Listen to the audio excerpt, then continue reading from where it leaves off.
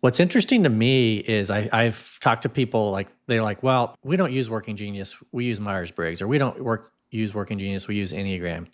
That's like saying, yeah, I don't drink Pepsi, I like lasagna. Yeah. I mean, they're both food, but they're completely different assessments. They're not assessing the same thing. Mhm. So I think Working Genius goes hand in hand. It pairs well with whatever those other tools are that are more kind of personality driven.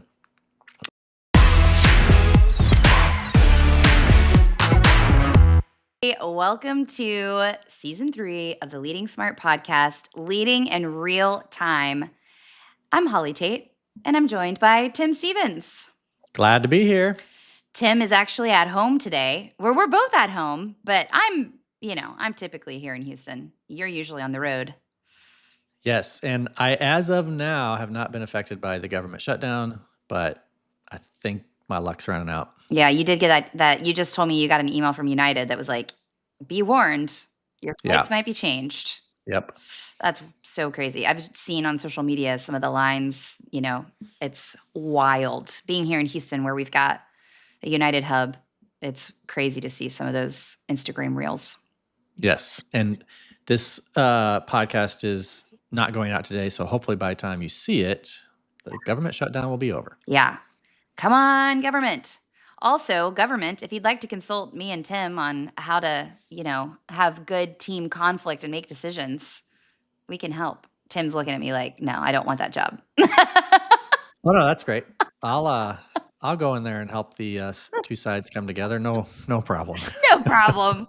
We got this. We can figure it out. Oh man. Well, speaking of, one of the fun things about doing this season the way that we are, which is where we are getting to do topics, we get to pick the topic week by week. And so I told Tim earlier this week, this is a Thursday. And so on a couple of my leading smart calls this week, the working genius has come up in several of them, which always makes us excited because Tim and I are both certified working genius facilitators. And both of them also are listeners to the podcast. So that was fun to be able to hear that people are listening. I always tell people when they say that, I'm like, I'm glad to hear that it's not just my mom and dad that are listening. Yeah. So We actually had more downloads to the first episode of this season than any episode we've done. yeah, that was really cool because the title of that one was What Men Can Do to Intentionally Create Cultures Where Women Can Thrive, Workplace Cultures Where Women Can Thrive. And so, yeah, that was really cool that it resonated, that Yeah. people shared it, and that hopefully it was helpful. Yeah. So, anyway, yeah, so the working genius came up in a couple of settings talking about, leadership structure, team alignment, and I thought, hey Tim, let's do a podcast on working genius. We could probably do literally a whole season on the working genius. Yeah. Today is going to It's true. be super high level overview of what the working genius is and why, Tim and I, or how we've seen it be helpful in different team settings. Tim, I'd love to start and share kind of my story and kind of foray into the working genius, if that's okay. And then I'd love to hear from you of when you were exposed Yes. to it. Let's first set the ground that Oh, yeah. the working genius is 6 types of working genius. Mhm. It's from the Table Group, which is Patrick Lencioni, and it's a fantastic tool. And you can kind of explain what the tool is, but we have found amazing. It's just so contextual and so tangible for the leadership teams that we coach. That's kind of a little bit about it. So if you're looking for more information, the Table Group, but you don't have to go anywhere because we're going to tell you all about it right now. That's right. Yeah. So I actually was first exposed to the working genius through my friend Tiffany. There were a few of us that were working in the church or for the church that would meet, once a month together. And she had just taken it and it was so transformative to her. She started listening to the podcast. She read the book. I mean, she was like all in on the working genius. And so took it out of her recommendation and felt the same way, which is like, man, this is so powerful.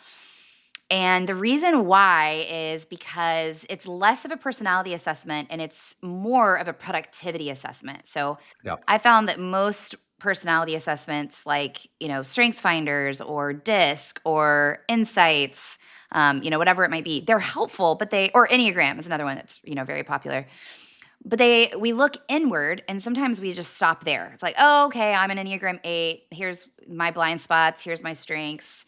And we kinda look at it as more from a selfish perspective, which is, again, not a bad thing. They're very helpful for those.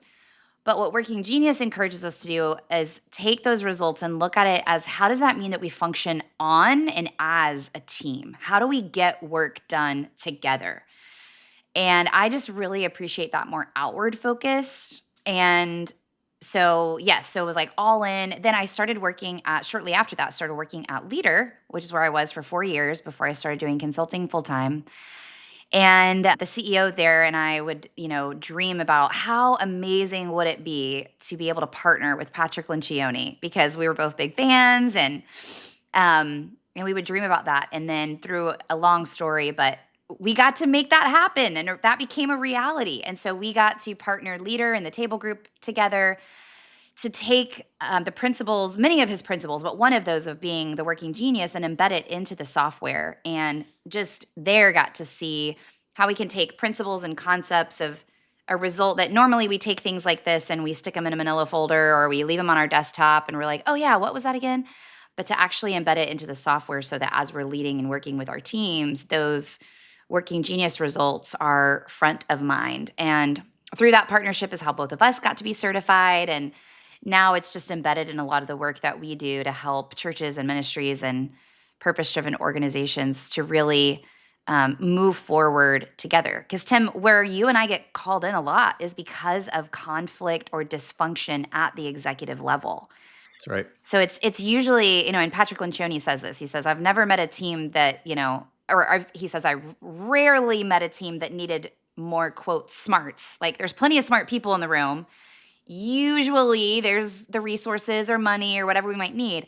It's the not working together is what's holding the organization back." And so that's where I have seen, not only for myself and the teams that I've worked on and in, but for the clients that we've served, just seen it be such a powerful way to identify where are our tension points as a team and how do we move forward together.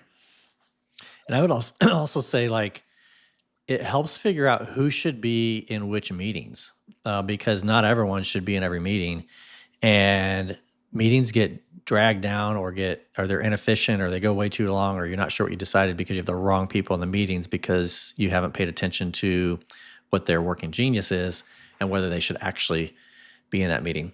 What's interesting to me is I've talked to people, like, they're like, well, yeah, we don't use Working Genius, we use Myers-Briggs, or we don't use Working Genius, we use Enneagram.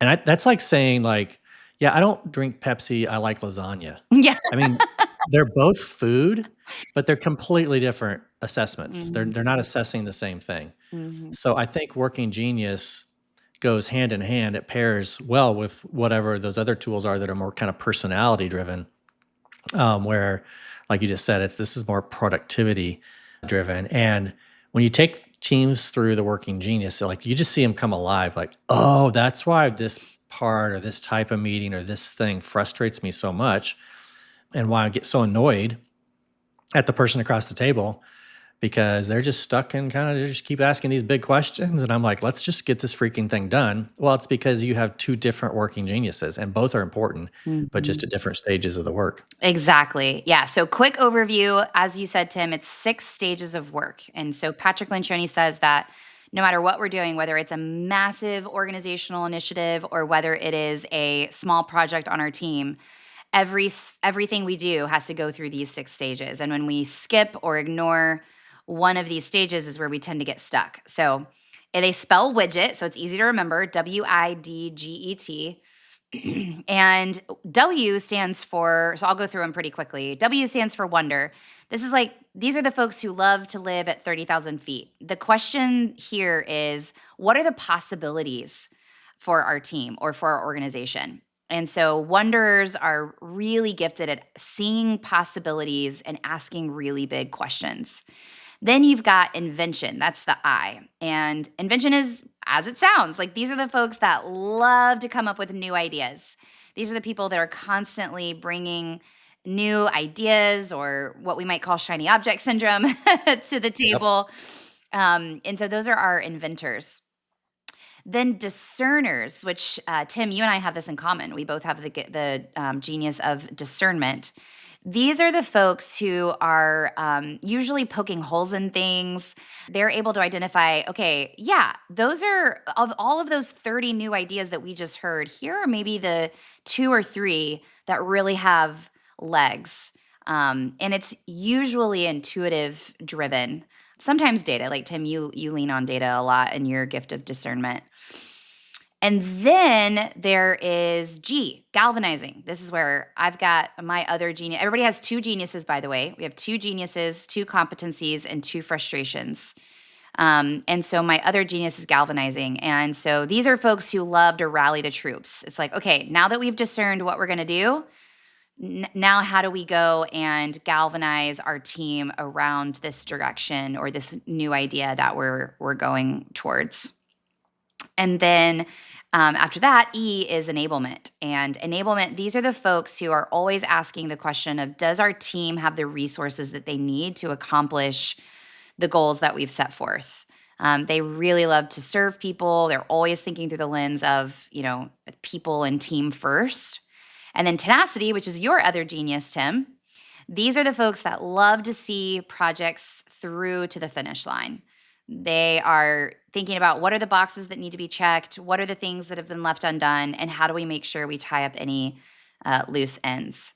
So, our geniuses are the things that give us joy. That's the other thing I really love about the working genius. It's all about where we get joy and energy in our work.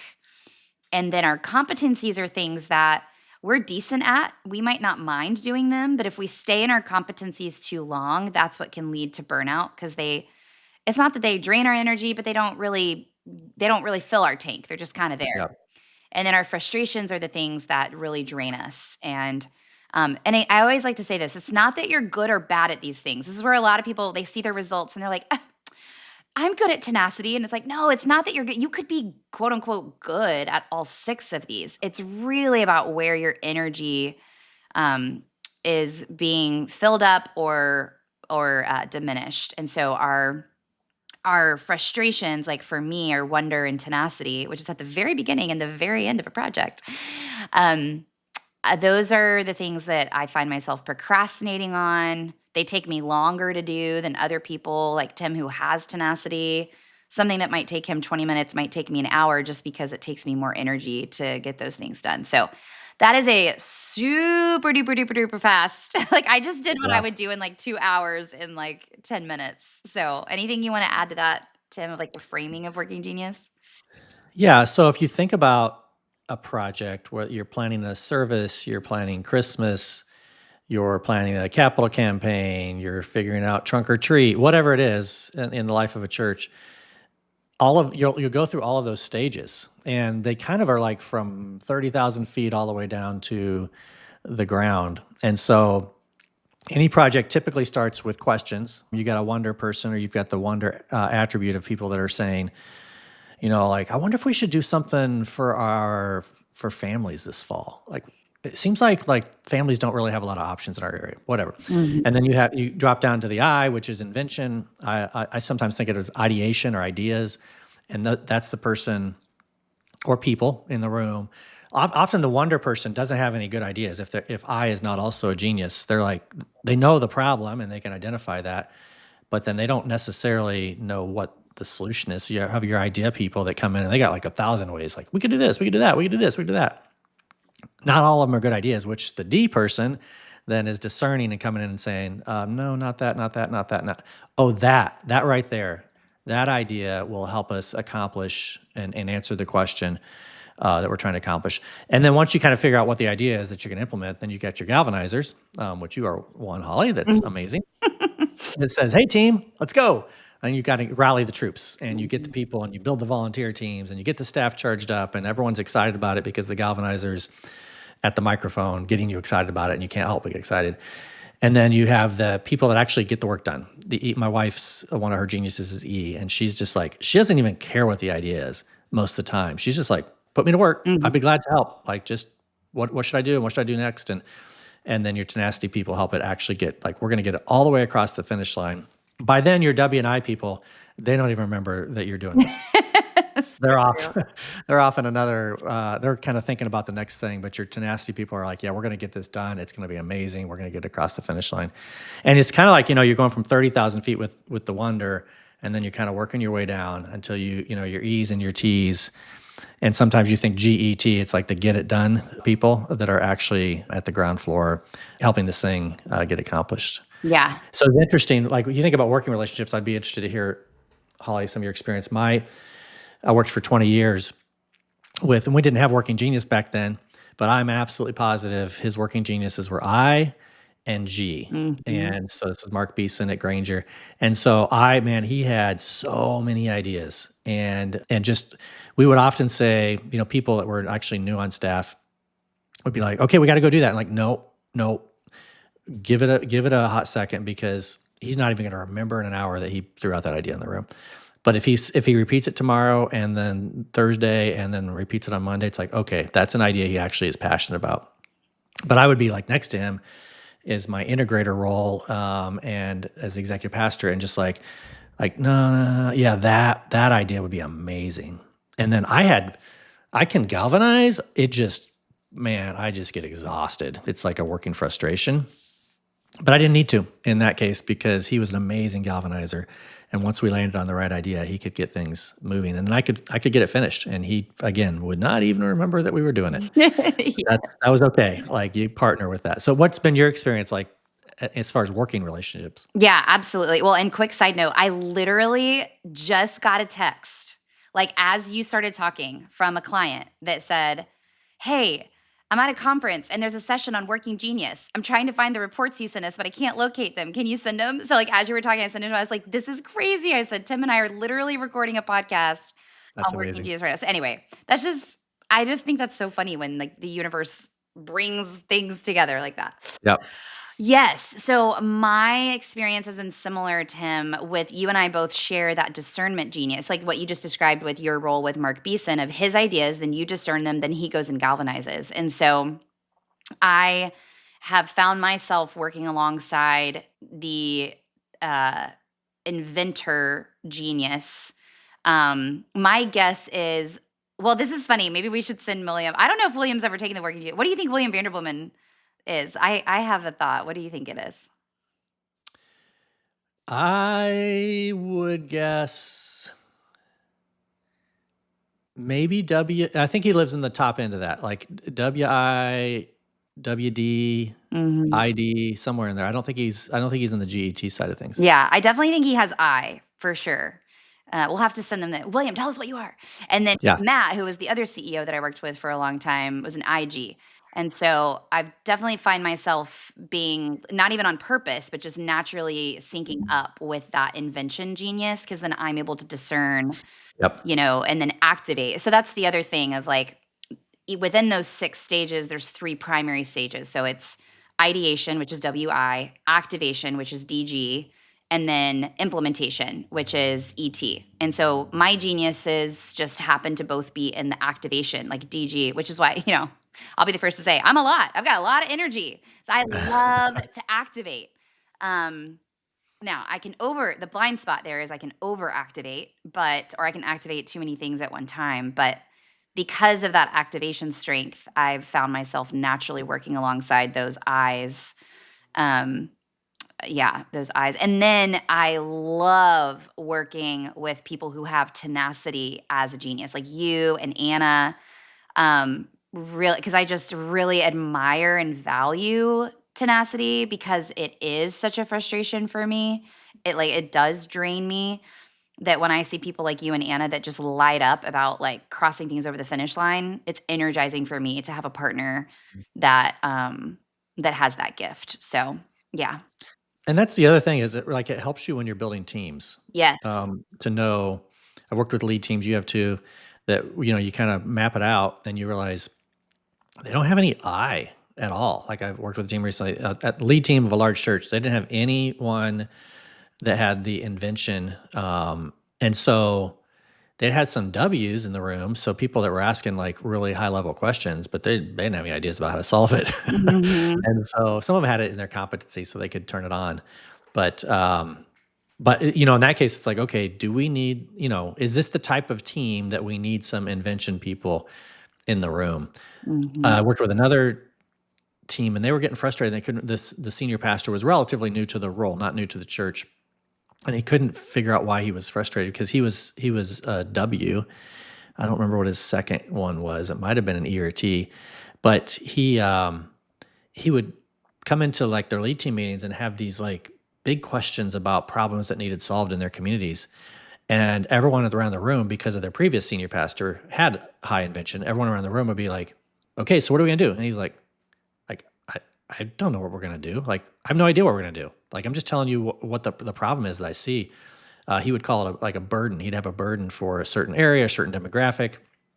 They would continually get frustrated with each other because he'd be throwing out these big questions and the room didn't have any invention in it. And they'd be looking to him because their previous senior pastor had it. He would say, "Here's the problem and here's the solution." Yeah. And he's like, I don't know. Like, I don't know. We got to figure this out. And so once you like figure that out and you kind of get the assessment and you get the kind of the map of the team, it really kind of it gives you a sense of like who's missing on our team or what.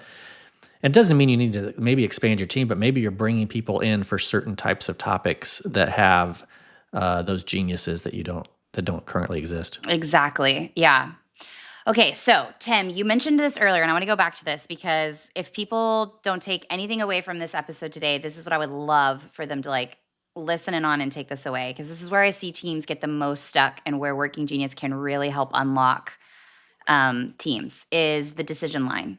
So we talked about widget, WIDGET. Between discernment and galvanizing is a really important part of the project, which is the decision line. WID is all about what is the possibility, what are the ideas to, you know, explore that possibility, and then what are we deciding what direction we're going in. And then once that decision is made, then we want to move into GET, galvanizing, resourcing, enabling the team, and then tenacity of getting everything to the finish line. Where I see a lot of teams get stuck, and it starts at the executive level, where if you've got, like, let's say you've got a strong wonderer or inventor in the room, and then you've also got like a tenacity person at the executive level. Before you know it, the executive team has already made a decision. Like in one meeting, it's like, oh, okay, possibility, idea, okay, discernment, yeah, we're gonna do that, okay. And then, hypothetically, Tim's over there like, well, this is how we're gonna do it, and da da da da da da da da. And then they roll it out, and then the rest of the staff is like, what just happened? What are What? we doing? And how do I fit into this? And and Yeah. how does this pertain to my job? So that it's really helpful to pause as an executive team, live in WID long enough, not for too long. I'll get to that in a second. Long enough to make sure you're all on the same page about what are we deciding.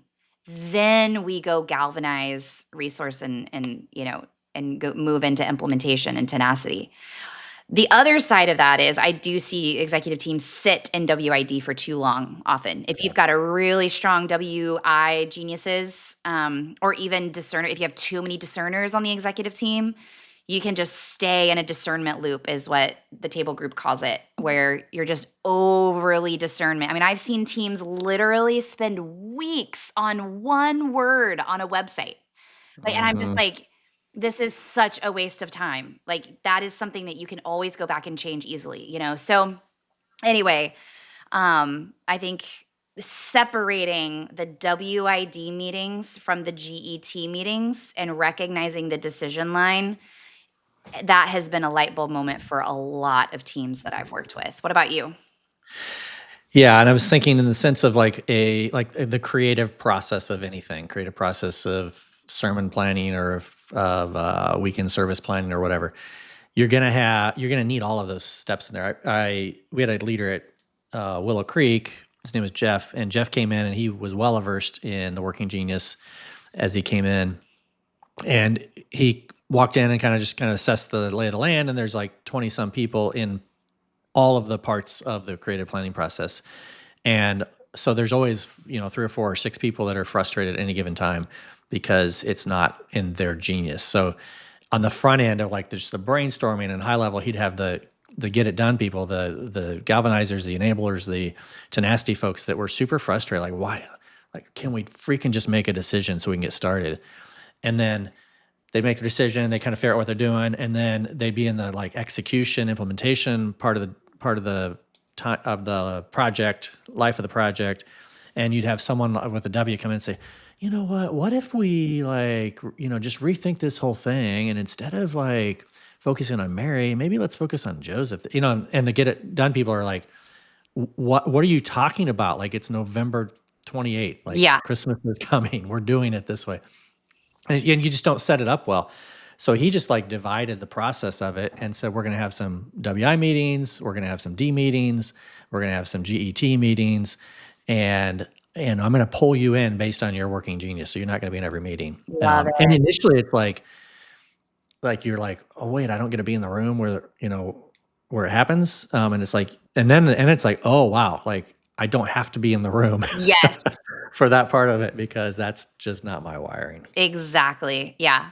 I've even had clients, we did this when I was at Leader as, on our executive team. And then I've had clients separate out their executive team meetings into, is this a WID meeting or is this a GET meeting? And like literally putting it in the calendar invite, so that people's expectations are set when they go into that meeting of what we're trying to accomplish. Are we above the decision line or below the decision line there? And that can help really eliminate some of that frustration when things are not stated, or yeah, it just helps align everybody before they even go And into the meeting.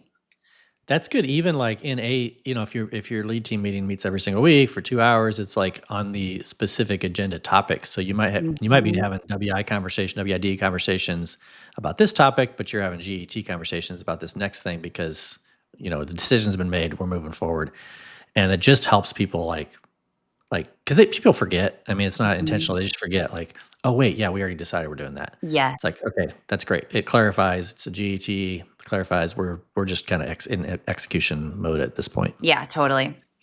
Well, there is so much more we could talk about. And yeah, y'all let us know if this is helpful. I mean, Tim and I were like, yeah, what would it look like to do more episodes on this? And we're like, well, let's just start here in our leading in real time season because it's something that we're seeing literally coming up 10 minutes ago in a text message from a leading smart client. And then in conversation I've had this week, we would love to help your team. We've done, on-site workshops. Tim and I, because we're certified, we have a discount that we'd be happy to extend if you want to email us to get assessments, for the working genius. Um, anyway, there's a lot that we help our clients with using working genius as a tool in our toolbox. And we'd be glad to do that with you too. And Holly, talk through like just give a 60-second overview of what like a workshop like that looks like. So you recently did one with Mhm. a faith-based banking institution, actually, Mhm. and their whole I don't know if it's their whole team or their senior team, but kind of what does that look like if you come in and help an organization for an afternoon or a day doing that? Yeah. So what was cool about this one was they do, I think it's quarterly. They bring everybody, on site. And so they already had that scheduled. And the leader of the organization, they've been through a lot of change recently, like so many of our organizations have. And so she was excited to use this as a tool to help with more cohesion, team cohesion. And so, yeah, I did a whole morning, from morning into lunch with them where because, everybody in the room is different. Some people are like, yeah, we had everybody take the assessment beforehand. So Yep. some people are like, yeah, I took it and didn't even look at the results. And other people are like super nerds like me and have probably already been listening to the podcast or reading the book. So we start with an overview, talk about each type, then you do some self-reflection on your own profile, then we migrate into team discussion. So we had people sit by team, and I've got some discussion questions that I lead them through, so their team is actually looking at, okay, how does this show up? Where are we over indexing on our, maybe we've got Mhm. several of us have discernment, and how is that showing up on our team? Or, oh man, nobody has tenacity. How is that showing up on our team? And where do we maybe need to fill the gaps? So I love doing working genius workshops. I remember you telling me about someone who was super skeptical at Mhm. that workshop, who by the end of the day was like, "Oh my word, this makes so much I sense." know. That's like the biggest compliment ever. I'm like, "Yes." Yeah, As a galvanizer, I'm like, "I won them over. Yes." yeah, Yeah. that's awesome. That's awesome. Oh, cool. Okay. Well, we want to also remind everybody to go to leadingsmart.com/podcast where you can download this Simply Strategic ebook. So, this is our ode to Tony Morgan and Tim Stevens 20 years ago when they launched the Simply Strategic show. You guys were early adopters in the And podcast very world. young. Yeah, yes, so young.